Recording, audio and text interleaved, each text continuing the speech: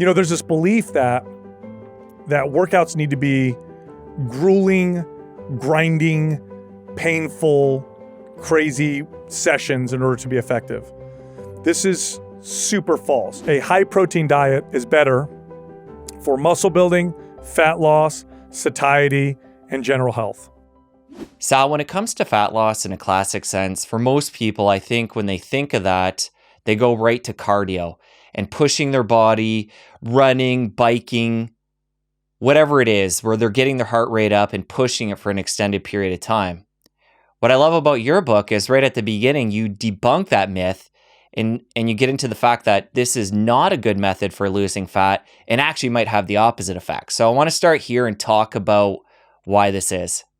Yeah, no, that's a great question. And the data is quite clear on this. When you try to exercise fat loss or exercise fat off your body through a calorie burn process, it's actually a failing strategy. And the data shows this quite clearly. Now, as a trainer, a coach, and a gym owner, and I've been doing this for over 2.5 decades, we saw this all the time. It just didn't work.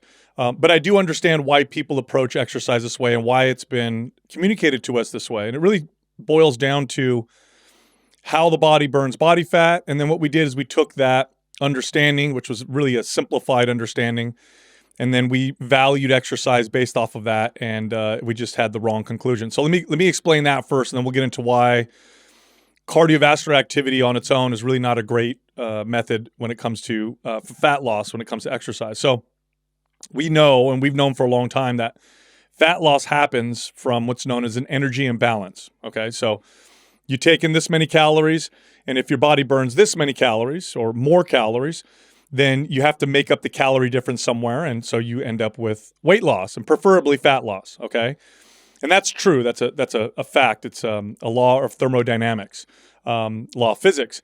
The only problem is we took this understanding, this model, and then we took the calorie out side of this equation, the calorie burn side of the equation, and we said, okay, we need to burn more calories. Let's look at all the different forms of exercise, and let's value them based off of their calorie burn. Because if we're trying to fight obesity and we're trying to, battle all of these chronic health conditions that are connected to obesity, and there is quite a bit, and we are in this epidemic of chronic health issues, then it makes sense that, okay, let's pick the form of exercise that just burns the most calories. And when you look at exercise this way, it's clear that cardiovascular exercise is superior in that sense. You will burn more calories per time being spent running or cycling or swimming than you will doing, Pilates, yoga, and even strength training, which is what I talk about. Now, the problem with this is that we ignore the most important factor when it comes to exercise, which is how does this form of exercise get my body to adapt? And then what do those adaptations mean? What do those adaptations do for my body? And because we've ignored that, we've run into some big problems. So with cardiovascular activity, it does burn a lot of calories while you're doing the activity. But first, let's talk about that for a second. It's not that much. So even though it burns a lot of calories in comparison to other forms of exercise, it's still not a ton. In an hour of really vigorous, challenging cardiovascular activity, for the average person will burn maybe 400 to 500 calories. And I know that there's cardio machines out there that'll say, you burn 1,000 calories during an hour or 800 calories. Those machines are lying to you. They do that to get you to want to use their piece of equipment at the gym, in gyms like this, because they get popular. But really, on average, you're looking at 400 to 500 calories. And that's not a ton, especially if you only work out 3 days a week. It's really easy to eat 400 calories. It's really hard to burn it manually. So there's that problem. Then we look at the adaptations that cardiovascular activity induces on the body. So it burns a lot of calories while you do it. It requires a lot of stamina and endurance, and it requires very little strength.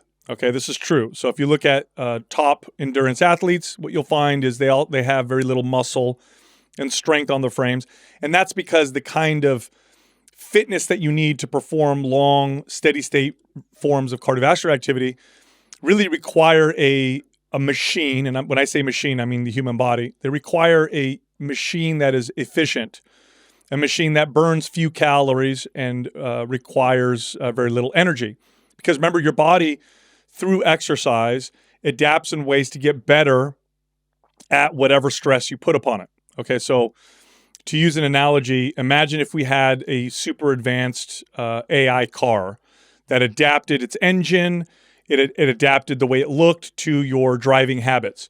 So now imagine you drive, 200 miles every day at 30 miles an hour. So that would be like, cardiovascular activity, just constant, long, trip with your car at a slow speed. Well, your car would turn into a very fuel efficient, not very powerful car because it's trying to conserve energy. And this is what happens with lots of cardiovascular activity. So you actually, at first, will burn a lot of calories, but then your body learns how to burn less calories. And part of this process is by paring muscle down. Because you don't need a lot of strength when you perform this form of exercise, and because your body's trying to become efficient, it actually pares muscle down. And because muscle is very expensive, it's like the big engine of the body. It burns a lot of calories, or at least it requires a lot of calories to maintain. So when you look at studies on lots of cardio plus diet, what you end up seeing with the weight loss is a significant portion of the weight loss is coming from muscle. And some studies will show almost half. So you lose 10 pounds, 5 pounds of that is muscle, 5 pounds of that is body fat. And the end result of that is you are a smaller, similar body fat percentage that you were before version of yourself that now burns less calories. And this is why this approach tends to look like this. And a lot of people have experience with this, right? They start cutting their calories, they start eating less, they start doing, more running, more cycling, whatever. And they get that initial weight loss that happens, and then they hit this kind of hard plateau. And they're like, okay, well, I lost that first 12 pounds, and now I'm stuck. I've got 25 more pounds to go. What do I do? Well, I guess I got to eat less, or I guess I got to do more exercise. And so then they do that, and then they get another 7 pounds of weight loss, and then they plateau again. And so they go down this path, and they end up in this unsustainable place where they're like, okay, I hit my goal of my 30-pound weight loss, but man, I'm not eating very much, and I gotta go on a 30-minute, 45-minute run 5 or 6 days a week. And that's really hard to maintain for the average person. The average person is not a fitness fanatic. The average person doesn't love exercise the way I do. I love it so much I made it my profession. For the average person, exercise really is a tool to improve the quality of their life, okay? So if it takes up a lot of time, it takes a lot of effort, and if you combine that simultaneously with the fact that now I got to eat very little, and of course, modern life, really we're surrounded by easily accessible, hyper palatable food, and we do lots of things with food. We celebrate with food, and boy, that's a very, very tough position to be in. And it's no wonder diet and exercise approaches have, almost a 90% fail rate, right? So, I say this in the book as well. We don't really have a weight loss problem. We have a keep weight off problem. I mean, every year, millions and millions of Americans lose weight, but they all gain it back. So, we all tend to fail at the, how do I keep this off, right? And a part of that problem is that unsustainable approach. So what I talk about in the book is something that I've applied over the last, 2 decades of training people and managing gyms, which is a much more sustainable approach. So what I do is I viewed exercise and I said, okay, forget the calorie burn because that's such a manual, work-intensive form of calorie burn. Can we teach the body to burn more calories on its own?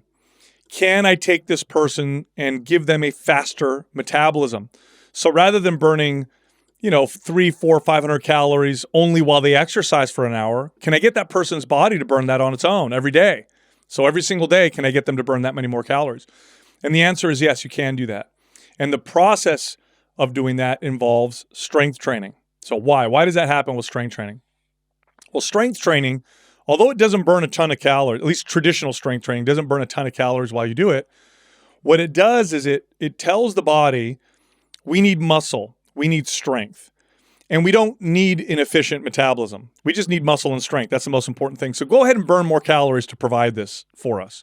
So again, to go back to the analogy of the AI adaptive car, if I took that same car that adapted to my driving habits, and instead of driving 200 miles a day at 30 miles an hour, I drove, 15 miles as fast as I possibly could every day. Well, my car would morph itself into this V10 twin turbo, almost like dragster type car where it just burns a ton of fuel, but that's okay because what it's trying to do is get me 15 miles as fast as possible. This is what happens to the body when you build strength and build muscle. You actually teach your body to burn more calories. And so what weight loss looks like, and with strength training at the focus or at the center, is the weight loss starts off a little slower. And that's primarily because the weight loss that you experience through strength training is fat. It's pure fat. And oftentimes, especially when you first get started, there's a simultaneous gaining of muscle. So although the scale may look like you only lost a couple pounds, you probably lost 5 pounds of body fat and gained 3 or 4 pounds of muscle. So the scale may show a little bit of weight loss or maybe no weight loss at all at first. In reality, you have lost body fat. You've just gained some muscle. And side note on that, muscle is denser than body fat.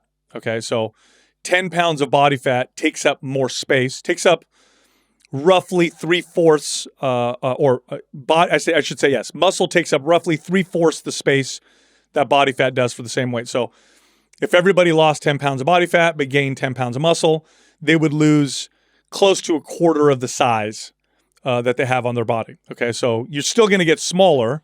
Just the scale might not reflect it at first. But now that you've got that extra 3 pounds of muscle, your body is burning more calories on its own just to support that muscle. But also through that muscle building signal, your body says, we don't need to be so efficient with calories. So you start to get this snowball effect with fat loss, where it starts off a bit slow, and then your calories, your metabolism kicks in, you start to burn more calories on your own, and then the fat loss happens faster and faster and faster. And then you end up in this much more sustainable place where you're eating more than you did when you started. And this, I've had this happen countless times where I'll take a client who needs to lose 30 pounds, and through this method, at the end of our weight loss journey, they're actually eating more than they did when they first started. So you can eat more and you're only exercising, and we can get to this as well, 2 or 3 days a week because proper strength training in this context doesn't require a lot. 2 or 3 days a week, and the average person can get significant metabolism boosting effects. So now you're working out 2 or 3 days a week, you're eating as much or more than you did before, and now you're in this place where it's much more sustainable. Now I can enjoy dinner with my wife on the weekend, or we can go on vacation. I can eat more food. I don't have to work out every single day if I don't want to. And now my quality of life has improved. And I have this approach that is just much more sustainable in the context of modern life.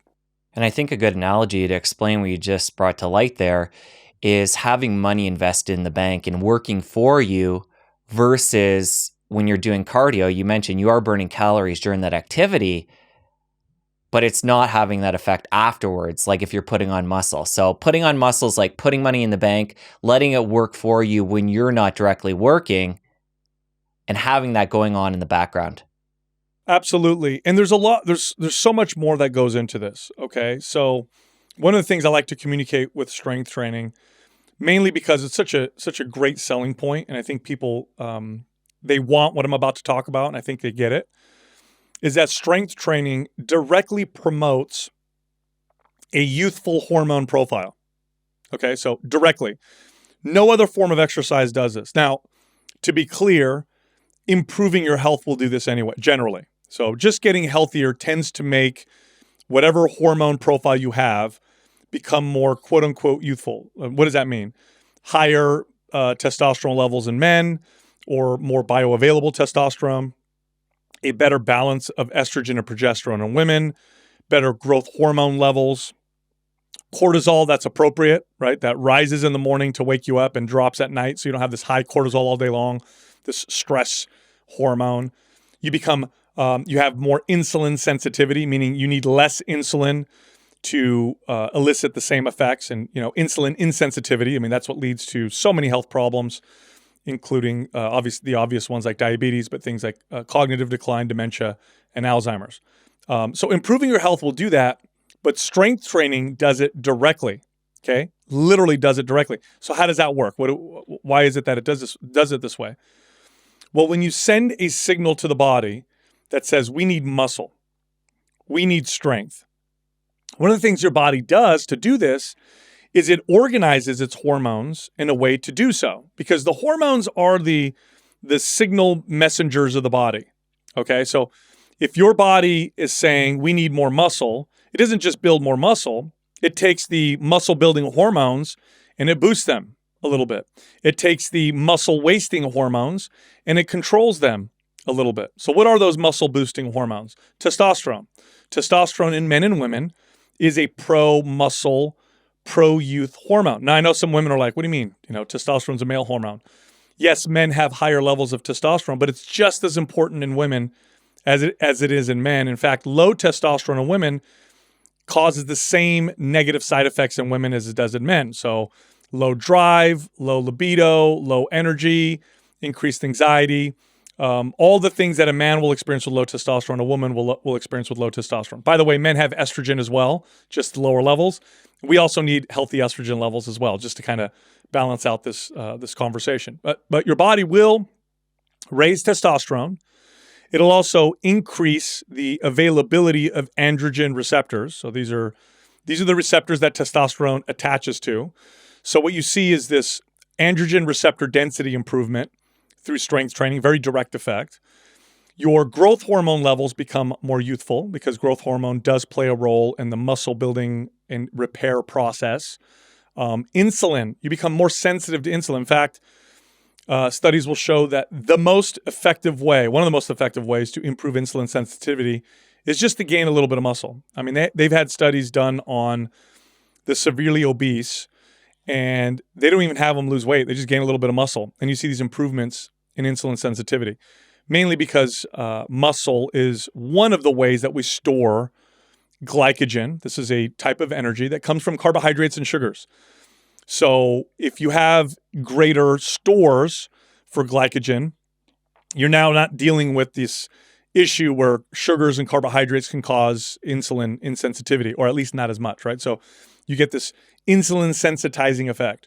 Cortisol becomes more appropriate, right? Because cortisol gives us energy, so it tends to spike in the morning, but cortisol that's high all the time, it gets rid of muscle and it promotes fat storage. Now, not to go too deep into the weeds, but the prevailing theory is that, for most of human history, when we were stressed chronically, it was probably due to food shortage. That was really probably, otherwise stress was quite acute. Like, oh no, there's a lion, get away, now we're safe.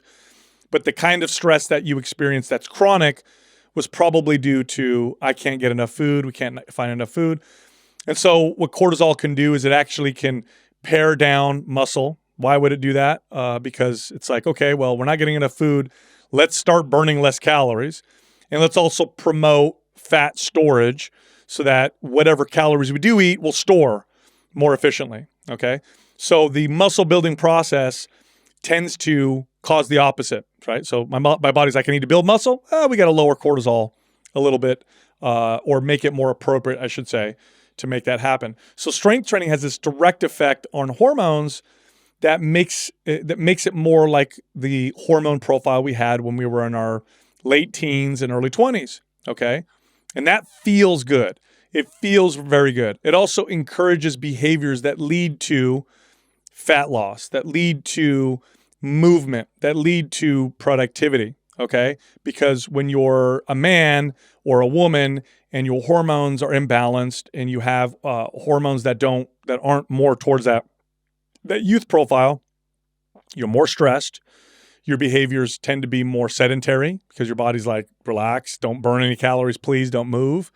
You tend to have cravings because your body's turning up your behaviors to eat food, especially foods that are hyper palatable, ones that bring you comfort. So you'll find that you're more attracted to foods that have sugars, salts, fats, those type of things, that combination of foods.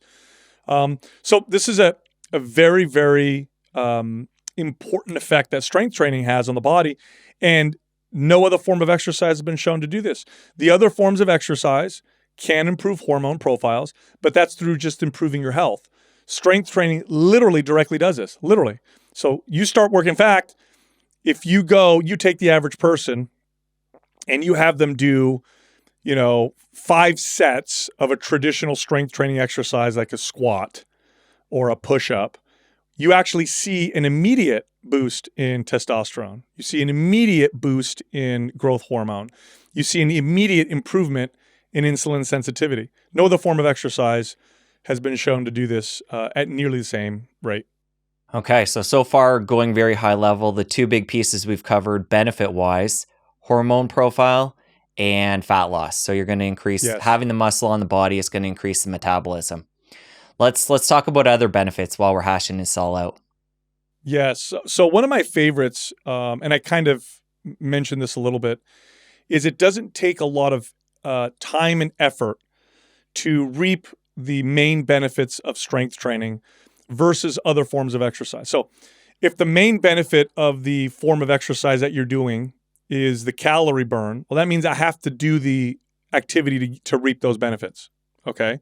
And by the way, I do want to say being active generally is good for you. So before I come across as being anti-movement, anti-cardio, anti-whatever, just moving is good for you. I think it's very important that people try to move every single day, but I do have better strategies for people in terms of consistency when it comes to exercise on a daily basis, and we can get to that. But strength training itself, the main adaptation is the muscle building signal. And once you've sent it, you're done. Okay. 2 days a week, 3 days a week, you can go very, very far with that much dedication to exercise. In fact, the average person with a good 35-minute strength training routine twice a week will get quite a bit of those results. They'll build great strength. You'll see some good muscle gain. The average man will probably gain 8 pounds of lean body mass within the first year. Female, probably around 4 pounds of lean body mass. And you'll see all those positive effects that I talked about. Now, why is that important?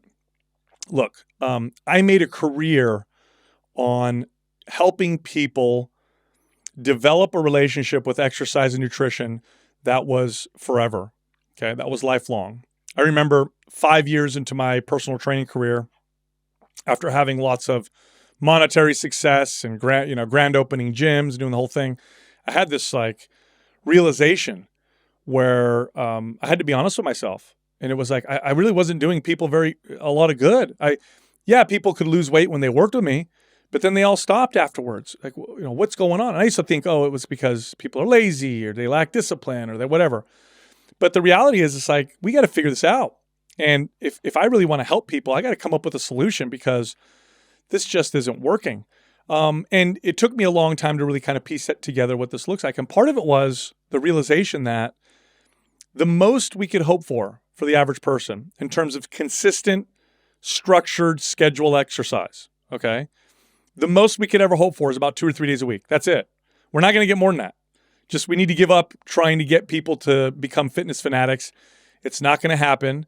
Fitness fanatics tend to work in the fitness space.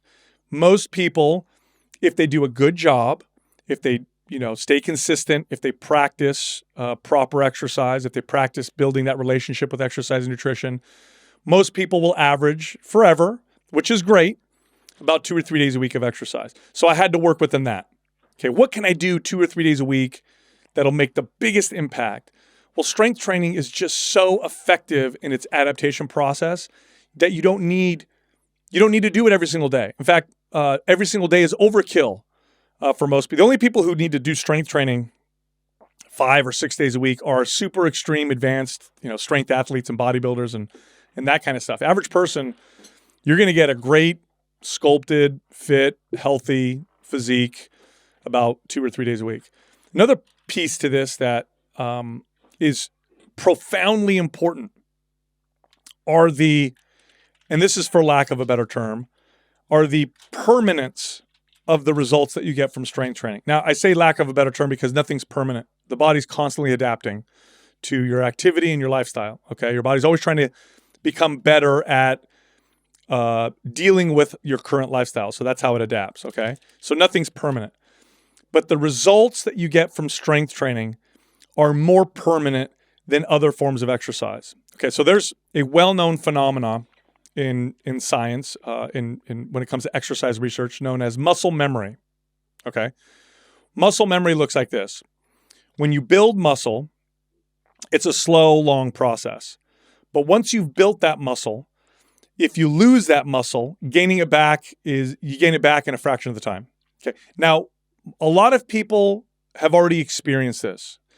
If you've ever injured a joint or broken a bone and had to wear a cast, and then you take the cast off and you're like, oh my gosh, my muscle is gone. My leg is skinny. My arm is, where did my muscle go? And then within a couple months, the muscle is back and the arm looks the way it did before. That's muscle memory at work. This is an evolutionary thing we all have. And they've identified and we don't have to get into the weeds with how this works. It has to do with things like called satellite cells and all that. But nonetheless, it's a very well observed process. It's well accepted. So if it took you, for example, a year of consistent 2 or 3 days a week to boost your metabolism, gain, let's say, 10 pounds of lean body mass, and all the wonderful benefits of that. And then let's say for whatever reason you stop exercising for 3 months, 4 months, you become totally sedentary and you lose all 10 pounds of muscle. And then you decide, yeah, I'm going to start working out again. You'll gain that 10 pounds back in 2 months. Okay. So it took you 12 months to gain it the first time.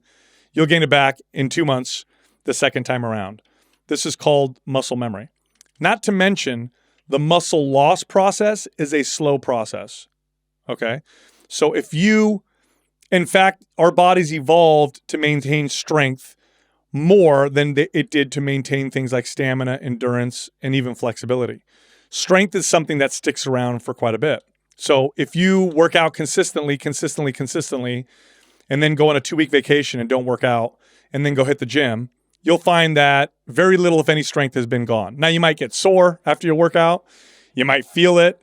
You might not have the same stamina, but that strength stuck around. In fact, oftentimes people come back stronger because they needed the break. You won't find this with other forms of adaptation. So muscle loss takes a long time. Now, why is this important to communicate? Because the average person is also going to go through periods of inactivity. Life gets in the way. In 10 weeks or so, I'm going to have another baby. So my wife is pregnant. I probably am not going to work out as much as I normally do during that first few months, right? We change our jobs, we get ill, whatever. Things get in the way. We stop exercising. Wouldn't it be great to keep some of those effects during that period of time and not lose them immediately and feel like you lost everything? Well, strength training does that better than other forms of exercise. So for those reasons and more, it really is the modern prescription of exercise. It really is the form of exercise that best solves modern health issues, which are obesity, insulin resistance. We are busy, but we're also inactive. People like to say, they think, oh, we're first off, studies will show this. We're actually busier now than we were 20 years ago. I mean, I have kids, right? I have 3 kids, and like I said, I have one on the way. When I was a kid, nobody scheduled play dates and appointments for me to do stuff. I just went outside, right? Nowadays, the average parent schedules these things. The average kid is involved in 2 or 3 extra activities. The average person has a smartphone with email and text, and work tends to follow them home. We tend to be busier than ever, but we're also more sedentary than ever. So we need a form of exercise that fits into that kind of schedule, or that makes it so that we don't have to radically change everything just to schedule some exercise. And again, strength training suits that best. And then, for all the other reasons that I mentioned. That muscle memory piece is fascinating. It's something I've heard over the years, but I didn't know if it was a myth or not. So important to look at it more like the work you're doing with resistance training is for a lifetime.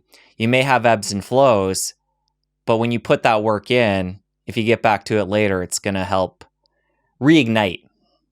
Yes, and the body prepares for this. Okay, so when you first build muscle, it adds, muscle fibers grow. You get more capillaries. You get more of the non-muscle fiber structures within muscle. But you also get what are called satellite cells, and those don't go away. So you lose the muscle, but your muscle is primed to go back to where it was before. And this is an evolutionary thing, probably to help us heal from injury.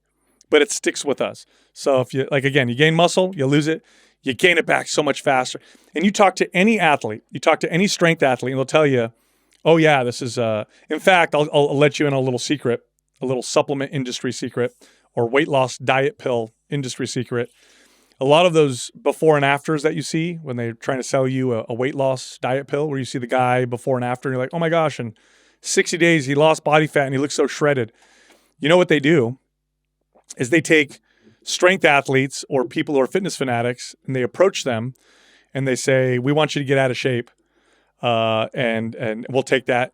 That'll be the before picture and that'll be the after picture. Or a little bit more integrity, but still not very much integrity, is they'll take somebody who is a fitness fanatic who fell off, they'll approach them and say, hey, can you get back in shape? And we'll make that the after picture. And then they got that muscle memory and they, boom, 60 days, you see this radical transformation. Little supplement industry secret right there. Never heard of that or thought of it that way, but wow, sneaky. Well, what about, let's come back to cardio, the cardio piece. So somebody who's, say, trained for triathlons, marathons, super long distance stuff for a number of years, and they form that body over, say, 10 to 20 years, because that's what they were, training their body to do. Are they always going to have a predisposition to go back to that body form if they get away from that activity, or does it not work that way? No, it doesn't work that way. So they still have the muscle memory when it comes to strength. So all activity requires a certain level of strength. So some require more, some require less. That long distance kind of steady state type of cardio, it still requires some strength to stabilize your joints, to prevent you from obviously flopping down the floor. So they'll have some of that muscle memory, but it's not the same as if they had built 10 pounds of lean body mass, all that stuff. No, they're not predisposed in that particular way. And again, I do want to be clear, like, all forms of exercise and activity have value.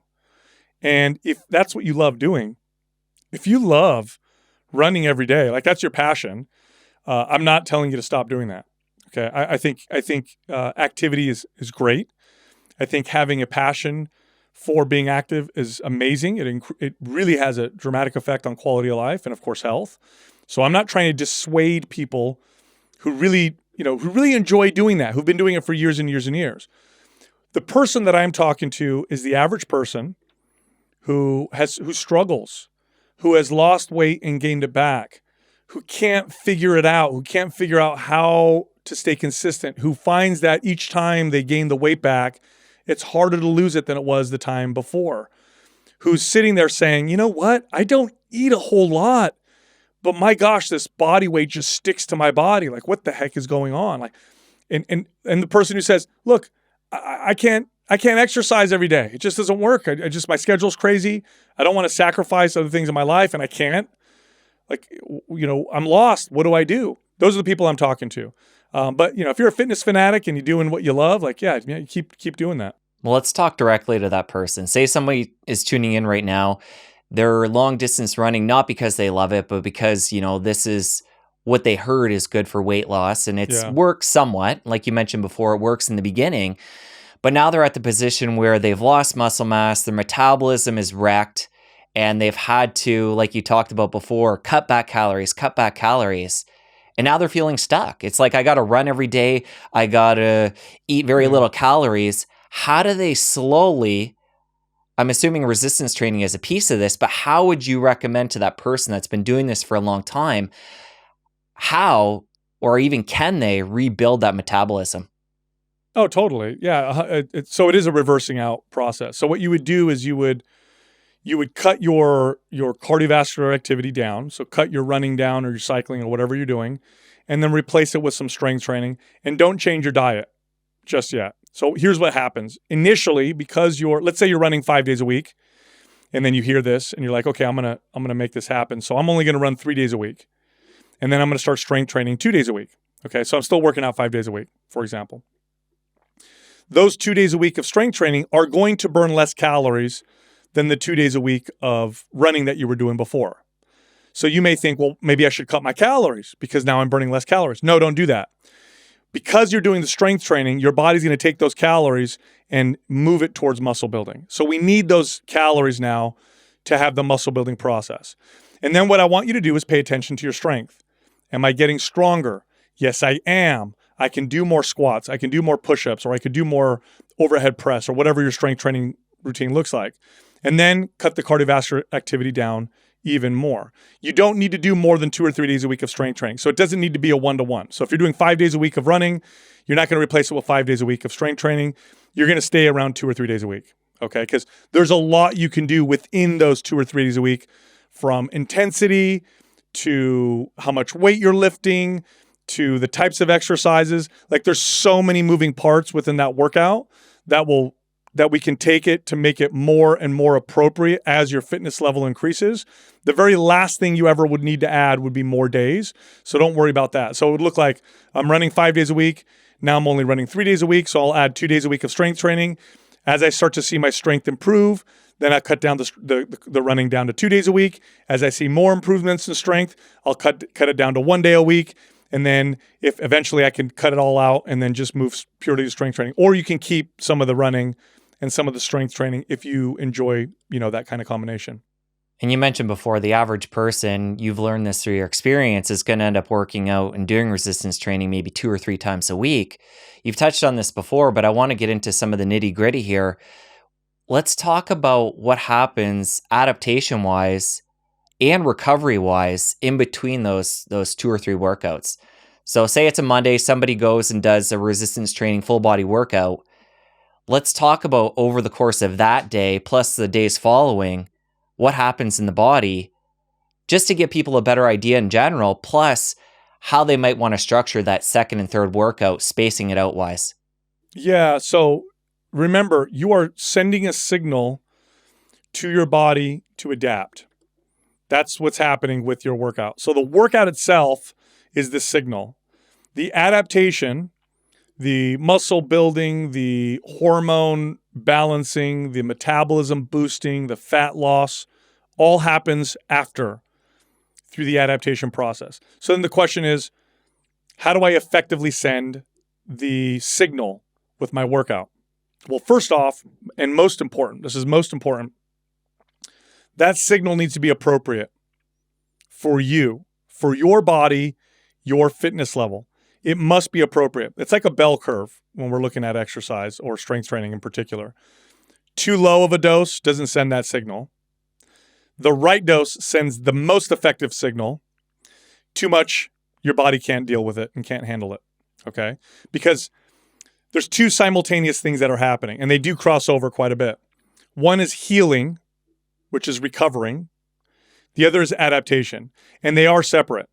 And the reason why I communicate it this way is because people think healing is adapting. It's not. What you don't want to do is get stuck in this hamster wheel of beat myself up with my workout, get sore, soreness goes away, beat myself up with my workout, get sore, soreness goes away. Meanwhile, no improvements. Meanwhile, my strength's not going up. I'm not getting better technique or form. I don't feel better. I'm not building muscle. I'm not boosting my metabolism.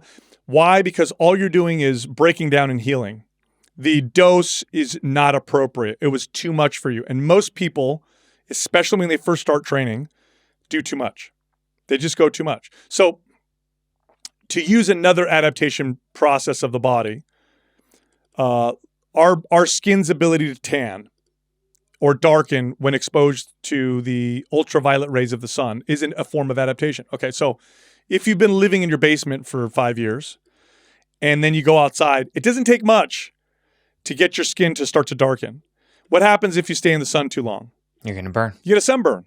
You don't tan any faster. In fact, now what has to happen is your skin has to heal, and you got to wait for that heat, that sunburn to go away, and then you got to try again. You don't get there any faster. The fastest way to get that skin to darken is to have the right dose.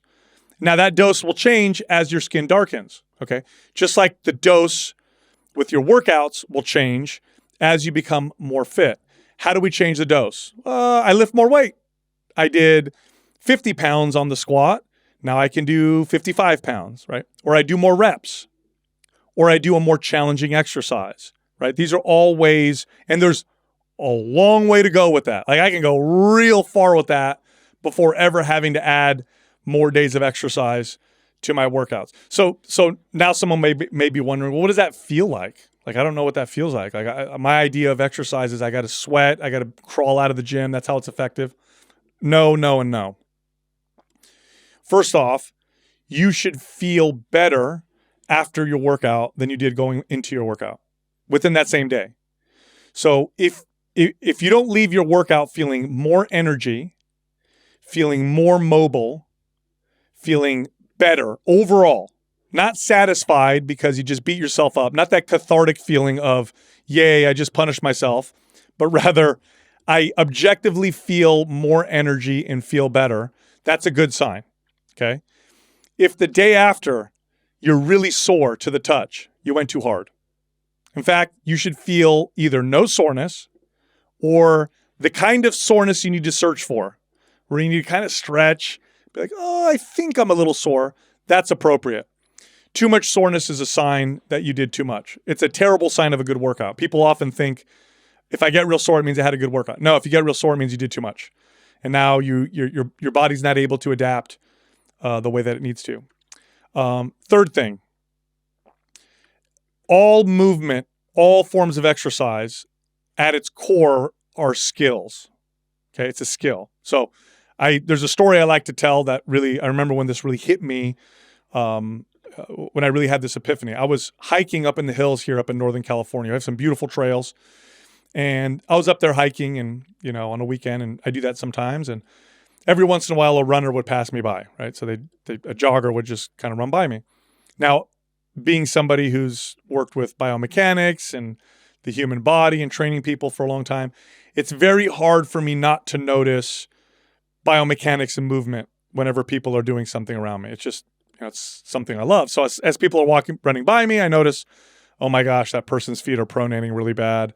That's going to hurt the inside of their knee eventually. Or, ooh, that's a really strong anterior pelvic tilt. Or, man, that person's got this asymmetrical shift or whatever, right? And so I'm just noticing as people running by, like, oh, these people are hurting their bodies. This doesn't look good. And then this gentleman ran by, and he looked like a gazelle. He was just gliding and flying by me. And I said, wow, that is beautiful. That is great. And then I thought about running, and I thought, man, of all of the physical activities that humans can do, there's only a few that we can do better than almost any other animal. One of them is throw with accuracy. Like you take a 5-year-old and they could throw with better accuracy than any animal. And the other one is just to out-trek any animal. This is actually how we hunted for thousands of years. We would wound an animal and then run after it until it got tired, and then we would kill it. So we have this tremendous capacity for being able to do this. And I thought, gosh, if we evolved to do this, why do we suck so bad at it? Why are so many people running by with terrible technique and form? And I said, oh, it's because we stopped running when we're 12. And then we pick it up again when we're 30 because we want to lose weight. And then we don't view it as a skill. We look at it and we say, I'm going to do this until I get tired. Like one of the biggest skill and technique killers with any skill is fatigue. If you're trying to learn how to shoot an arrow, or you're trying to learn how to throw a basketball into a hoop, or I don't care what skill you're trying to learn, what you don't want to do is do it when you're extremely fatigued and out of breath. It just technique goes out the window and your body reverts to its old movement patterns.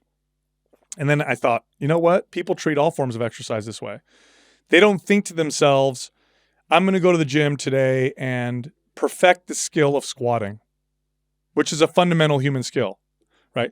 They don't think to themselves, I'm going to go perfect the skill of overhead pressing or rowing or twisting, right? Or lunging, which are all fundamental human movements. What we think to ourselves is, I'm going to go to the gym and beat up my legs. I'm going to go to the gym and hammer my shoulders. I'm going to go to the gym and sweat and get sore. And so we never develop the skill of exercise, which means we never derive the true benefit and value. Because if you look at all exercises, if we were to give them a score of 100, perfect technique and perfect form and skill, you would get 100 out of 100 in terms of derived value. Terrible form and technique, you would get far less. In fact, you would actually get negative benefit because you would hurt yourself, or you could hurt yourself, right? So I like to tell people, and this is, I remember when I changed my approach with clients, and it was like, the results people got blew away what people got before. And it's when I said this. When you go to the gym, I don't want you to work out anymore. I want you to practice. I want you to go to the gym, and I listed these exercises for you, and I want you to practice the skill of these exercises.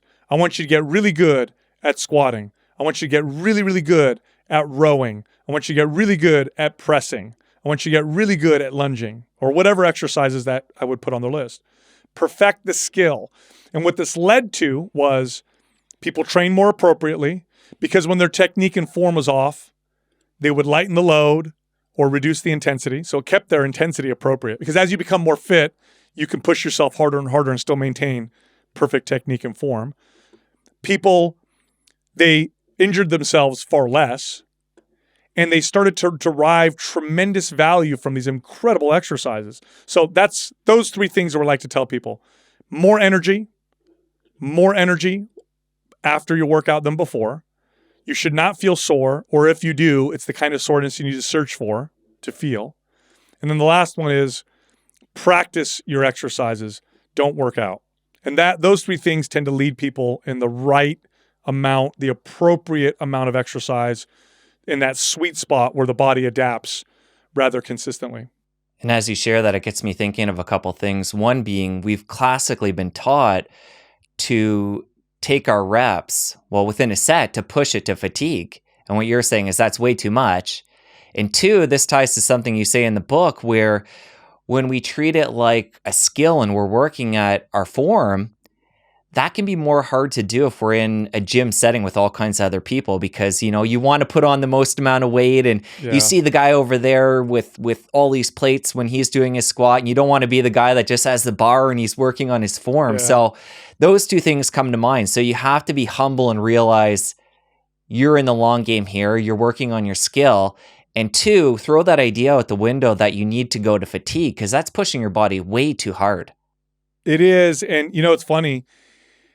People are probably listening going, well, but what about when you're advanced? Or what about, look, the intensity needs to be appropriate. And if you're advanced, to get your body to further progress does require a much higher level of intensity and load, and the training needs to be different. But even in those populations, they've done studies on people who are advanced on training what's called to failure, meaning lifting a weight until they can't lift it anymore, versus people who stop maybe 2 or 3 repetitions short of failure. Okay? So high intensity, but still, they're not going to failure. What do they find? And these are in advanced athletes. Not going to failure results in more consistent results. Okay? So it's just too much intensity for anybody, even for advanced athletes. Now, the average person needs to bring it down even more than that. And like I said, need to focus on perfecting the technique and skill, feeling better after the workout, and not getting sore. And that'll lead you in the right direction, and it'll get you to naturally ratchet up the kind of workout that you do. There's this belief that workouts need to be grueling, grinding, painful, crazy sessions in order to be effective. This is super false. And the root of this, there's two roots. There's a few roots to this. One of them is the glorification of the workout martyr. And a lot of the information we get in our health space comes from unhealthy people. So I'll go into that for a second here. If you want to go into a space with a lot of eating disorders, with a lot of body image issues, with a lot of poor health, go into the fitness space. Okay? More people have eating disorders and body image issues in the fitness space than almost any other space, probably rivaling the fashion model industry. Okay, this is true. I work in it. I know. You talk to any trainer, anybody who works in gyms, they'll tell you, oh yeah, that's totally true. Now, what they've done is through their obsession, their orthorexia, is they've accomplished a body that looks a particular way. It doesn't last very long, but it looks a particular way. So we think that they know what they're talking about. We take their advice, and these are fitness obsessed. And so what they do is they communicate through that lens. You got to go crazy. It's got to be beast mode. You got to go super hard. The pain is weakness leaving the body and all that stuff, right? Now, that's combined with the real root problem with these issues, which is people go into exercise and diet from a place of self-hate. Okay? The average person, right? They pick up a dumbbell, or they get on a treadmill, or they start to reduce their calories because they look in the mirror, or they see a picture, or they feel a particular way, or there was a comment somebody said, and they say to themselves, I'm fat, I'm gross, I'm inadequate, I'm not sexy, I'm not attractive, I mean, we can make a whole list of things people say to themselves.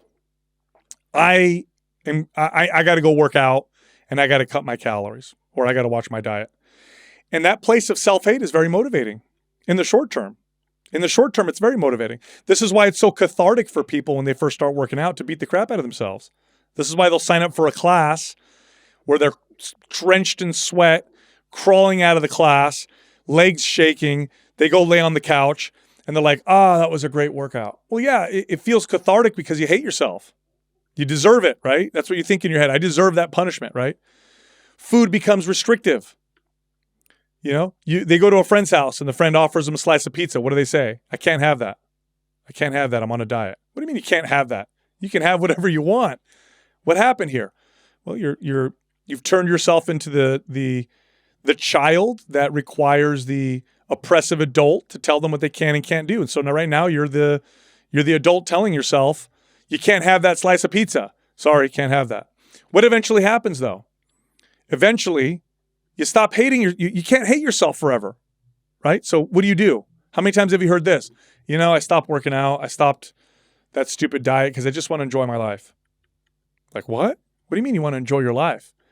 The truth is, nothing will improve the quality of your life, all of the qualities of your life, like improving your health.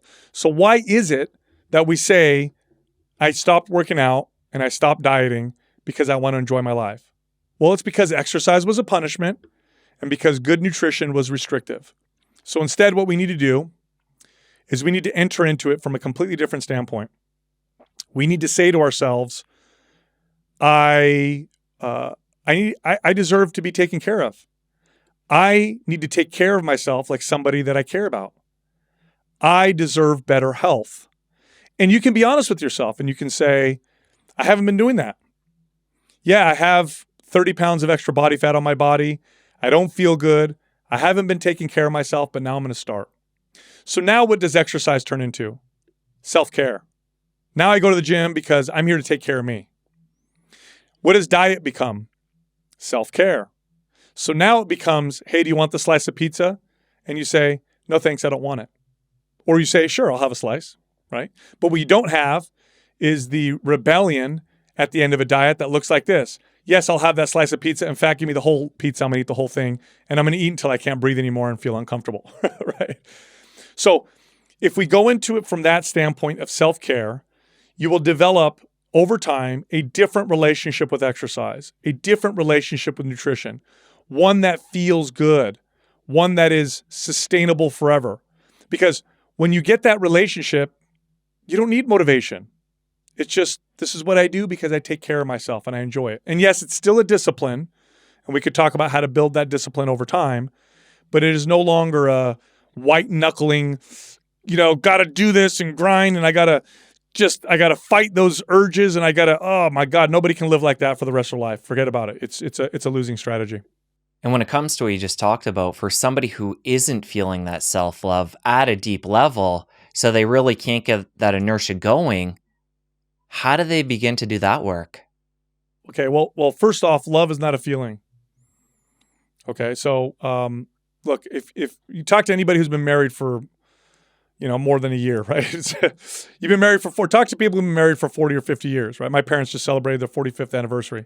Ask them, have you always liked this person? Have you always had that warm, fuzzy love feeling for them? And they'll be honest and they'll say, no, there's periods of time we don't like each other or whatever, but I chose to love that person. Okay. Love is an action. It's not a feeling. Now, it often comes with that feeling, but the feeling itself is not love. Love is a choice. So when you look in the mirror and you say, I'm going to take care of myself, don't wait for the feeling of love to happen. You have to act on it. I need to love myself through action because I deserve to be taken care of like someone I care about. Like if you have kids, look, raising kids is like this. Have teenagers. You're not going to tell me you got that warm, fuzzy feeling for your teenagers all the time. There's going to be periods of time when you're going to look at your teenagers and be like, man, I don't like this kid. This kid is not somebody I like right now, but I choose to love them. I choose to still be his dad or her mom or whatever, right? So it's the same thing for yourself. It is not a feeling. It is an action. So you have to look in the mirror and say to yourself, I choose to love myself. I choose to take those actions. And then we can talk about how we develop the discipline to do so, how we develop those behaviors and skills, which is a whole nother piece of this conversation. I got it. So it's a choice. We're not waiting for the feeling to come. We make the choice. We take action. Let's get into discipline. Yes. So now we're at that point. We're like, okay, I'm going to choose to take care of myself because I deserve it. All right, where do I start? What you don't want to do, especially if you starting to feel motivated. So motivation is this feeling that we all just absolutely love because you don't need to tell me to work hard. You don't need to tell me to be a great dad or a great husband. You don't need to tell me to eat right and exercise when I'm motivated. Like when I'm motivated, I'm Superman. Okay. It's a wonderful feeling. And we're always chasing that feeling. The challenge is when the feeling goes away, which it does, because nobody's permanently motivated. That's impossible. So how do we develop the behaviors that lead to consistency through periods of not being motivated or feeling kind of down or sad or anxious or whatever, right? How do we develop that? Well, we got to start. Point one or step one is asking yourself, what is one step I can take that is challenging? Because it has to be challenging, otherwise it doesn't mean anything. So what's one thing I can do that's challenging, yet realistic for me forever? The context is forever. We're not looking to lose weight and gain it back in 3 months, okay? What we want is we want to get there and we want to do this for the rest of our lives. Okay, so what's one step I can take that is challenging yet realistic forever? And then guess what? I don't care what that step is. I really don't care. It could be anything. I've had clients where step one was drink an extra glass of water every day. I had one lady I trained where this was such a challenge for her. And I mean, after 5 years of working with her, she developed an incredible relationship with exercise and nutrition. This was 12 years ago. She's still doing this, right? She's still consistent. But when I first got her, she didn't drink water. It was Diet Coke. That's it.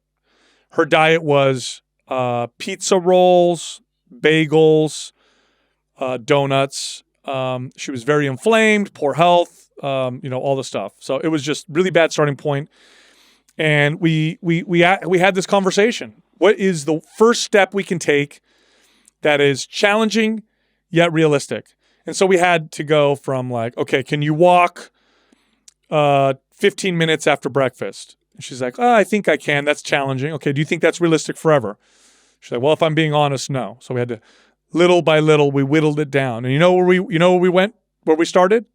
She read one page of a book on nutrition once a week. That was her starting point.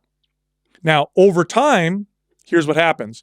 You start with that first step, and then you do it, and you wait for it to become a habit and a behavior. So maybe for somebody watching, they say, okay, I can walk for 5 minutes after breakfast and lunch. I can go for a 5-minute walk after breakfast and lunch. And then they do that. And at first it's challenging. Oh, I got to go walk. All right, I did this thing, and but I think I can do this forever. And then it becomes a behavior. Wow, I'm doing this. This is what this is it. This is consistent. I like doing this. I enjoy doing this. This is great. Then you ask yourself again, what's the next step I could take that is challenging yet realistic forever? Now, here's what happens through this process, and I've observed it many, many, many times. Each step gets bigger and bigger, and the time between each step gets shorter and shorter as we develop confidence and as we develop the skill of discipline. So it might start off with 5 minutes after breakfast and lunch. Then the next step is 15 minutes after breakfast, lunch, and dinner. Then the next step is I'm going to go to the gym once a week. Then the next step is I'm going to cut sugar out. And you start to get this scaling effect. Now, it's not super consistent and linear. You will have little setbacks, but it does kind of look like this over time, this step ladder.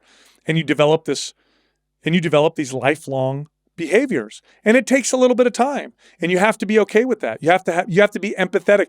This is a personal journey. The journey to develop, because remember, here's what we're dealing with. We are dealing with fundamental behaviors that we have. We're dealing with how we live, how we see things, how our life is structured. You don't change that overnight. You just don't. It doesn't work that way. I mean, anybody who goes to therapy for any challenging issue they have will tell you this. Like it's a process. Okay, the way that we value and view food can change dramatically, but it takes time. Most people start off, and this is just a result of, it's just a byproduct of how effective we've as a society been at making hyper palatable, easily accessible, inexpensive food. We've solved hunger in modern societies, but we've got a lot of side effects now as a result of that. And one of them is we mainly value food for its palatability, how hedonistic the food is. Like you talk to your friends and you say, hey, what do you want to have for lunch? And it becomes like Chinese food? Oh no, I think I'm craving Mexican food. Or, it sounds really good. So we tend to value food mainly for how hedonistic it is. And then everything that's attached to it. When I'm anxious, I reach for this. Or when I'm sad, I reach for this. Or when I want to have fun, I reach for this or whatever, right? So slowly what happens through this process is we learn to value food for all of its values, because food has a lot of values, not just that. That's one value, and it's a value. But there's also, how does this food affect my digestion? How does this food affect my energy levels? How does this food affect my performance, my skin, my hair, my immune system? How can I connect with other people through this food? Because there are foods that we love to eat when we're connecting with people. And this can be very different. Like my family is, I'm a first generation American. My family comes from Sicily. So I have this cultural, attachment to certain foods. And when I eat these foods, it's when I'm with my family and when I'm with my parents or my aunts and my uncles, right? So there's all these different values to food. And when we go through this process that I'm talking about, we learn to value food for these types of things. And then what you'll find is you naturally start to develop this intuitive eating where you know when to reach for the pizza and you know when to reach for the chicken or the vegetables or the rice. I'll tell you a personal story. So I did not like vegetables as a kid and as a young adult, just didn't like them. And because I entered into exercise through I had my own body image issues, wanted to build muscle. I felt like I was really skinny. I valued food for how much muscle can this put on my body, right? So it was about proteins, it was about fats, it was about carbs, it was about calories. And vegetables really weren't on that list. Not going to help me build muscle. I don't care. I don't like the way they taste anyway. I'm going to leave those alone. Well, anyway, in my early 30s, I had a bit of a health crisis where my digestion really was affected negatively. At one point, I thought I had Crohn's disease, and long story, but I had to really look at food differently. And through that process, I identified that well-cooked vegetables really, really had a positive effect on my digestive system and on my health. Now, through that process, this is true, if I travel a lot, the first thing I crave when I come home is a bowl of well-cooked vegetables. Like I crave it. Now, I'm not going to lie to you and say that from a palatability standpoint, they compare to potato chips. They don't. But that doesn't mean I still don't crave them. I still value them because I've learned to identify that and become aware of that. And now I want them. I literally want them when I feel a particular way. You can do this over time and develop balance. Because if you look at how we tend to eat foods, we do have a very imbalanced relationship with them. Here's an example. How many times have you eaten something past the point of satiety, right? Where you finish eating that bowl of ice cream or those cookies or those chips, you're like, my gosh, my stomach hurts. I don't feel good. And you're like, I wasn't feeling good 10 minutes ago, but I was still eating it, right? That's a relationship that we can work on to where when you become more aware, you eat the chip, you enjoy it, and then you stop. And it's not because you're telling yourself, I have to stop. You literally are like, I don't want any more. I don't want any more chips. I know they taste good. I know there's a hedonistic value to it, but I kind of don't want them anymore. What a great place to end up, right? So that's the process that I'm talking about, and it does take a little bit of time, but it's the only way to achieve this lifelong success with nutrition and with fitness. And I know for you, chips is a weakness, one of your things that you like to go to when you want to treat. Talk about your system you have in place where you don't say, no, I can never have chips anymore, but you don't keep them in the house. Yeah, yeah.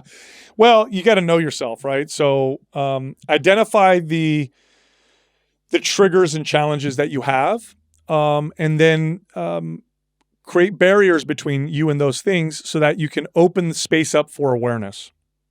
Okay, so to get more specific, for me at least, potato chips are hyper palatable, and I can very easily slip into impulsive snacking with them, where I'm not aware, or at least when awareness kicks in, it's too late. Like oh, what have I done? I ate the whole bag or whatever, right? So I've identified that with myself, and we all have that. We all have that. And when you first start on this journey, like a lot of foods are on this list. So what you want to do is you want to identify the challenges that you have, the impulsive behaviors that you have that are not so healthy, and then find a way to create a barrier so that you have some space to allow that awareness to kick in. So like, for example, marriage counselors will tell couples, when you start to feel your heart get elevated and you start to feel, they'll say flooded with all these emotions, pause, take a break, and then come back and then resume the conversation or the argument. And the reason why they're doing that is you're taking yourself out of that impulsive behavior and allowing space for awareness to come in. And you can say, okay, well, I'm not going to say that to my wife, and I can hear her a little better, and we're not going to let this spiral out of control type of deal. Okay, so that's kind of what I'm talking about when it comes to this particular scenario with food. So if you've identified that for you, it's potato chips, like it is for me, I don't say I can't have them because obviously I can have them. I'm an adult. I say I'm not going to have them in the house. So if I really want them, I'll drive to the grocery store and get myself a serving of potato chips.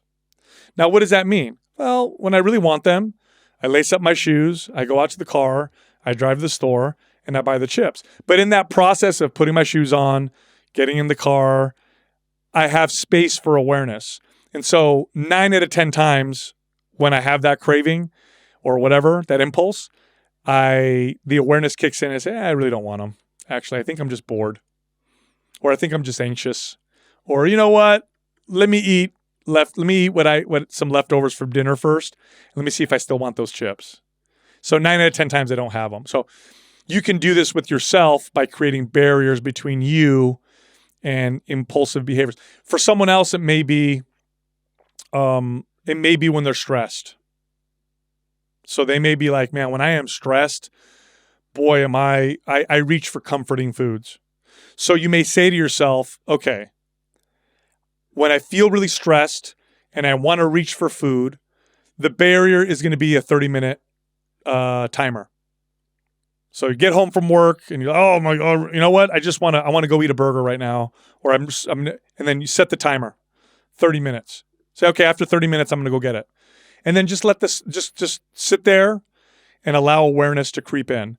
And what you'll find is through time, you'll be able to manage these impulses or become more aware and create better behaviors around them.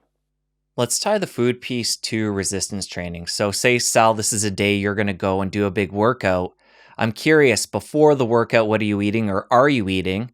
And then afterwards, even during the workout, are you bringing snacks that you're having to, fuel up as you're pushing it? No, not necessary at all. Unless you're doing like a really long, grueling endurance type workout. Eating while you work out is not only not necessary, but will probably hamper digestion and can cause inflammatory issues and all that stuff. In fact, they find athletes, high intensity athletes or athletes that train for long periods of time, and they'll feed themselves with like carbohydrate drinks and gluten and what they call them, goo and all that stuff. They find higher rates of things like intestinal wall hyperpermeability, inflammation, because overall inflammation goes up as you exercise.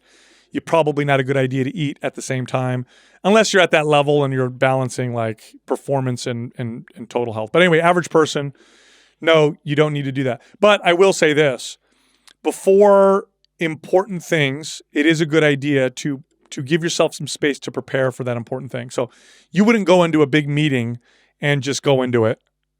you would prepare for it, and then right before, maybe 30 minutes before, look at your notes, gather your thoughts, walk into that meeting, and then present a really, really good meeting, right? So before your workout, it's a good idea to think about what you're going to do and your intention, 30 minutes before. 30 minutes, but you have to stop what you're doing, but 30 minutes before, be like, okay, I'm going to go to the gym. I'm feeling a little anxious right now. So I think my intention for the workout is to make myself feel more calm.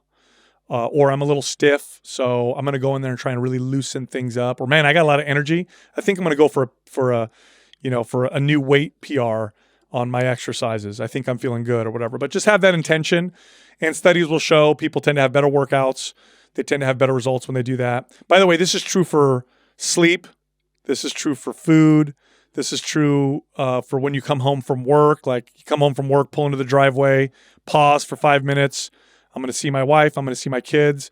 What's my intention? Do I want to bring in the stress from work as I walk into the front door before going to bed? Let me prepare for sleep an hour before. Put blue light blocking glasses on. Dim the lights. Not watch too much TV, or if I do, wear those blue light blocking glasses. Get myself calm, ready, so my brain and body's ready to go to sleep as soon as I kind of hit the pillow, and don't waste an hour of that. Where my brain is trying to switch into that. You can do this before meals. In fact, I find this quite fascinating, but almost every spiritual practice brings some form of mindfulness before meals, right? So traditionally, you'll see prayer before meals. It's a great practice. You don't have to pray, but if you pause before you eat and then bring awareness, like I'm nourishing my body. Is this something that my body needs? Is this something that my mind and my soul need? Am I taking care of myself right now? Just something short like that brings awareness to what you're about to do. You're less likely to overeat, more likely to make better choices, more likely to eat in a way that's nourishing. And this is true too when you have the occasional junk food and beer with your friends, because maybe the value of that particular meal is to connect with your friends. So you just that pause before brings value to anything that's important, including your workout. Let's talk about after the workout. Are you somebody that likes to use like one of those shaker bottles with some protein powder to get the protein in the system right after a workout, or have a big meal with a lot of protein? Or are you somebody that likes to take a break and fast for a bit after a workout before you fuel up again? I'm just curious how you go about doing that. Yeah, there's a big myth that you need to eat protein or carbohydrates right after your workout to speed up recovery or build more muscle. In fact, the supplement industry will call that the anabolic window. And it's a great selling tool because, of course, if I'm going to eat right after my workout, well, I need something convenient, so let me buy your protein shake, right? No, you don't. I always tell people, do what feels best. So some people are like, oh, I like to eat afterwards. Okay, you can eat afterwards. Some people are like, I don't feel like eating for an hour afterwards. I just like to kind of wait a little bit and then eat. Okay, then you're fine either way. There is no, it doesn't make a difference. The only time it makes a difference are with high-performing athletes who plan on working out again later in the day. So if you work out, there are athletes that'll train twice a day, right? You work out in the morning, you do want to fuel yourself right afterwards because you're going to expend energy again, a few hours later. But for the average person, it makes no difference whatsoever. Eat after, eat way after. It doesn't make a difference. Good to know. And what about supplements? We talked about protein powder there, which is kind of in a gray area of, I guess it could be considered a supplement depending who you talk to. But Sal, in a general sense, for somebody who is getting into resistance training, what are some supplements they might want to consider? And then more nuanced and specific, around the workout, are there certain things people want to take to get the most out of the workout? Okay, so let's start with supplements. So I'll give you three. I'll rank three categories of supplements in terms of importance. Number one, if you have a nutrient deficiency, supplements can be a game changer. So if you have a deficiency in vitamin D or magnesium or one of the B vitamins, those are the most common ones. Supplementing with those will change your life because those are essential nutrients. And if you don't have the right amount, your body is just not able to operate the way that it needs to. And you'll probably have symptoms like anxiety, depression, pain, whatever, right? So you can get some very easy testing to see if you have what your nutrient levels are. And then if you notice a deficiency in magnesium, supplement with it. And it's a game changer. By the way, I want to back out and say the best way to get your nutrients is through whole foods. Okay. But supplements can be quite convenient. So yeah, you can get, more vitamin D by eating like cod liver oil or something like that, or you could just take it, right? Or get more sunlight. Okay. So that's number one. Number two, protein powders. Here's why those can be quite valuable. Studies are very conclusive on this. A high protein diet is better for muscle building, fat loss, satiety, and general health. Okay? It's just better. So if you want to be more satisfied with your diet, eat a high protein diet. If you want to be able to build more muscle, eat a high protein diet. If you want to burn body fat more effectively, eat a high protein diet. So what is high protein? About 0.6 to roughly 1 gram of protein per pound of body weight in normal weight individuals. If you're obese, use your lean body mass. So if you're a 150-pound male, you're looking at, 90 to 150 grams of protein a day. Okay? Same thing for a woman. A 100-pound woman, you're looking at 60 to about 100 grams of protein a day, for example. So take your body weight, multiply it times 0.6 to 1, and that's the range of upper limit benefits you'll get from high protein diet. Now, the challenge of that is it's hard to get that much protein for people. I mean, if I take a 130-pound woman and she's trying to eat 100 grams of protein, that's 33 grams of protein for breakfast, lunch, and dinner. And protein is it produces so much satiety that she'll eat that 33-gram, piece of meat or chicken or whatever, and then she'll be like, "Oh my God, I'm full. I can't eat anymore," right? So if that's a challenge to hit, a protein powder can be a very easy, convenient way of doing it. But again, ideally it comes from food. Okay. It's just a lot of people miss it because it can be challenging for some people, especially if you're a bigger male. 200 grams of protein for a man, that's a lot of protein to eat, right? So protein powders can be valuable if you're not hitting it with your food, with your whole food. All right. The third one also will provide value, but it's the least important. Creatine. Okay. Creatine is one of the most well-studied supplements in existence. There's literally thousands of human studies done on creatine. It's got tremendous wide-ranging benefits.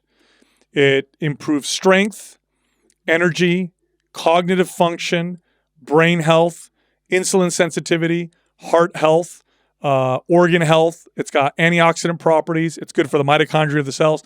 It went from being a bodybuilder supplement in the mid 90s when it was first being sold to now being something that you're going to start seeing, and you're already starting to see, wellness, health, people push, and they're actually starting to put it now in those meal replacement shakes that they give people in retirement homes. They're starting to add creatine to them. It is something that most people will derive health benefits from. But you will notice a boost in athletic performance when you take it. So that's it. Those are the three. All the other supplements out there, I mean, some can provide some benefits, some provide not benefit. And I'll tell you this much right now, even with the stuff that except for the nutrient deficiency one, the first line, a good diet, good exercise routine, good sleep, nice lifestyle is 98.9% of the pie. The 1.1% comes from supplements. So they don't make that big of a difference. Just if you want to get fancy. That's right.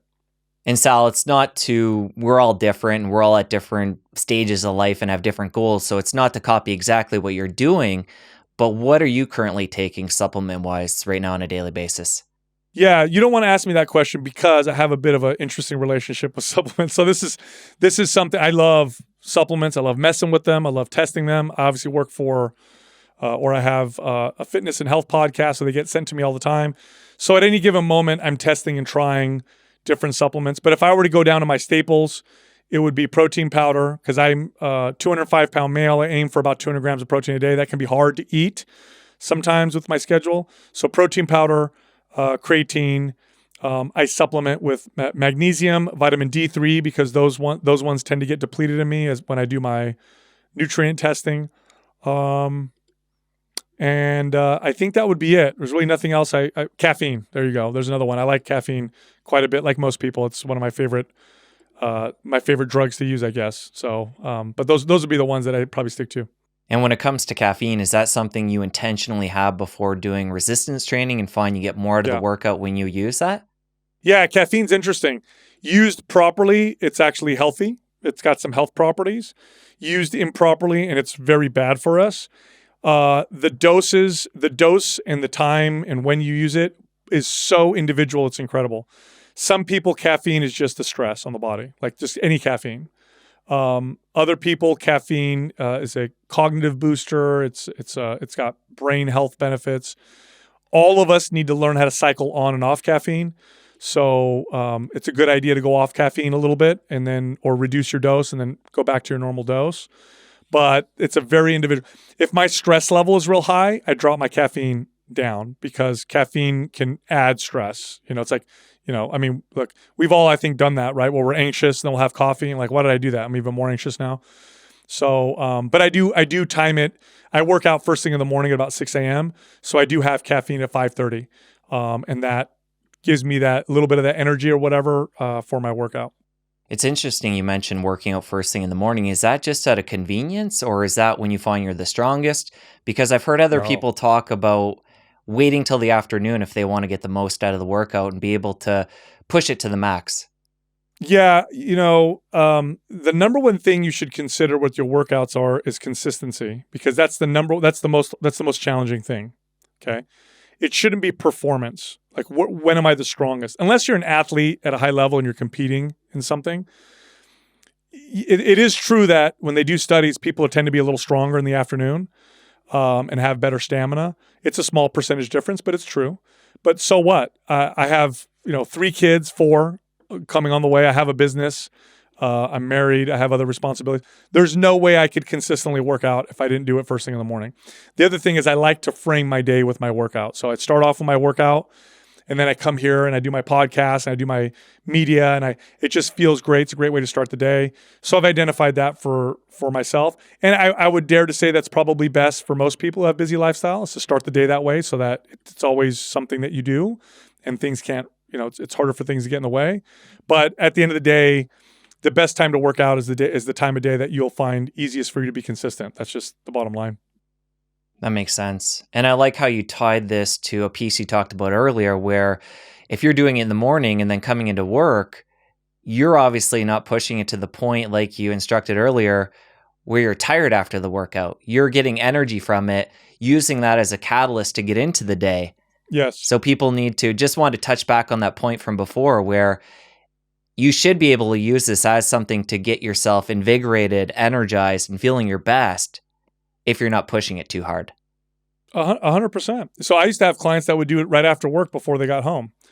So they would work and then they'd work out. And the reason why they liked it after work and before going home was because then they could present their best self when they saw their spouse and their kids. Because these were clients of mine, right? So they were working out properly and all that stuff. And they'd be like, I feel so good after my workout. I love doing it right after work, right before I get home, because then I'm in a good mood and whatever stress and stuff that happened from work tends to dissipate. So yeah, no, that's a big point for me too, is I come in here and we do our media and our podcasting stuff. And I'm more likely to feel great because I just finished my workout. So Sal, we talked about the eating piece. We got into supplements. Something really popular in today's health and wellness space is intermittent fasting. And I know you have a really interesting take on this, and you've evolved over the years to have something small in the morning, maybe a protein shake in the afternoon, and then have your dinner, your biggest meal, I think around 5 p.m. So talk about the evolution to that and why you do it that way. I don't even do that anymore. In fact, at the moment now, I do have a breakfast, I do have a lunch, and then dinner still is my largest meal. So you may be wondering, what do you mean? You said, you eat this particular way in the book. Well, yeah, when I wrote that. So your food intake, what you eat, when you eat, how you eat, you need to, just like your workouts, it needs to improve the quality of your life, which means if your life changes, the context of your life changes, so does your diet, so does your workouts.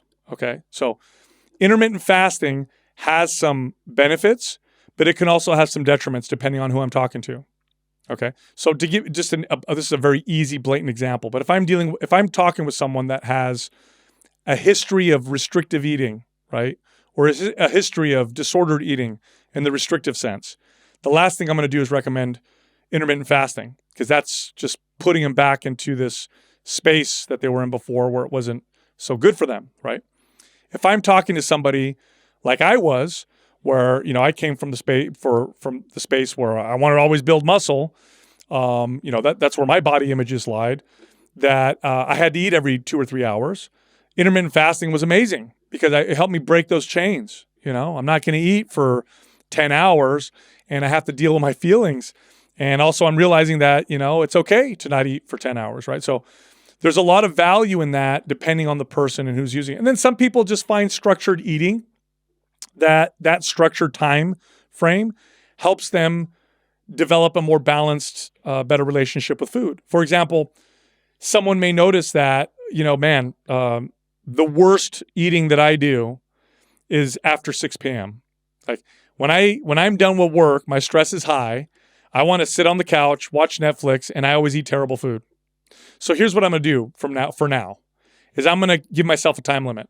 I'm going to eat all my food before 5 p.m. After 5 p.m., no food. So it's a hard and fast rule that allows the person to work through that period of time when they tend to have or make bad food choices. They're just not giving themselves the food. So now they got to deal with those feelings, develop a different relationship with those feelings, and then maybe later they can reintroduce food at that particular time. But there is no right answer with this. The right answer is the way that works best for you, the way that improves the quality of your life best. And don't ignore the signals of your body, including the psychological signals, not just the physical signals. Those are that your body is constantly telling you what's working and what's not working. And the reason why I'm saying don't ignore it is because sometimes people will follow a diet, they read about it, or my friend did it, and then they'll ignore the signals that their body's telling. Like I remember when the ketogenic diet was such a big thing, I had somebody come to me and say, "Hey Sal, I'm following the keto diet because I know it's really good and I read about it, and it's been 3 months now. I'm still constipated and my energy's still terrible. Like when am I going to start feeling better?" And I said, "It's not the diet for you. It's been 3 months. It's not good. You're not listening to your body. Let's try something else." And they did, and they felt much better. So those things are very flexible. You want to mold it and shape it in a way that improves the quality of your life in the context of your life as it is. That makes sense. And Sal, I know you got to go, but I think a good place for us to wrap up here is for somebody that's tuned into this point, maybe they're doing very little or no resistance training at this point in time, but they're going to begin and they want to get some basic equipment to start to do the basics at home. Yeah. What would you recommend them getting? And what's a couple exercises they could do to get the ball rolling and get that inertia moving? Yeah, so a pair of adjustable dumbbells is inexpensive, and nothing gives you the variety of movement and the ability to do pretty much anything for any body. So adjustable dumbbells and a bench that's adjustable. Or you can get, if you want to take it back even further, even more expensive, easier to store, resistance bands. Okay, so stretchy bands. Or you can get a suspension trainer, the ones that hang from your doorway with the handles. Exercises, very basic. Some kind of a squatting movement, some kind of a pressing movement, some kind of a pulling or rowing movement, some kind of an overhead movement, and then something that involves rotation. And what you might want to start doing is practice 2 of them a little bit every day. You can start like that. Hey, 10 minutes, I'm going to practice a squatting movement and a pressing movement. That's all I'm going to do. Or you can do something more structured. I offer 3 different types of workouts in the Resistance Training Revolution book. And it starts all the way from no equipment to having a basic gym set up at home. So, and everything in between. So you could, and in there, I give you structured workouts that you would do 2 days a week. And we'll tie this back to the discipline piece. You want to pick something you're going to do for a lifetime, something you can build that inertia on. And yes, start small. Life's a long journey. Build that momentum and form something that you're going to have for life. 100%. I couldn't have said it better. Exactly. All right, Sal, we're going to link up the book. We're going to link up your social media, your website, everything in the show notes. This has been a lot of fun. Really love the work you're doing. Thank you so much. I appreciate it. Thanks for having me on. Now that you're done my conversation with Sal, head on over here and catch my chat with Mike, where you're going to learn about the connection between exercise and fasting, plus a whole lot more. I'll see you over there. There was this perception on the internet for several years that you have to eat once a day. That's it. You have to fast for 22 hours.